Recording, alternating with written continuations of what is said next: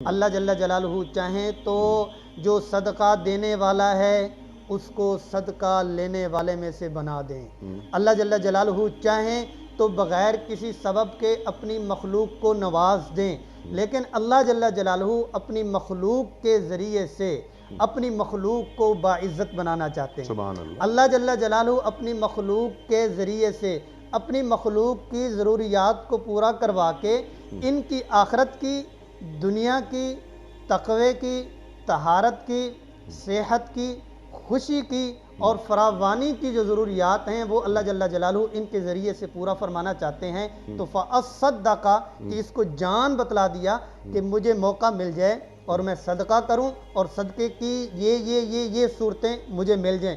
और उसकी वुसअत को देखते हुए कोई शख्स अगर ये कहता है कि मेरे पास खर्च करने को कुछ नहीं, मेरे पास माल नहीं और मेरे पास माल की ये वाली शक्ल नहीं, तो सहाबा इकराम की ज़िंदगी सामने।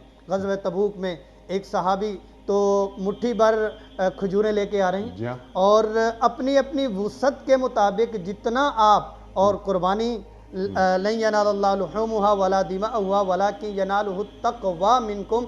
तो सदक़े में जो कैफियत है वो मतलूब है, बाकी अल्लाह जल्ला जलालहू उसको बढ़ा चढ़ा के दे देते हैं। 10 गुना तो वैसे भी अता फरमा देते।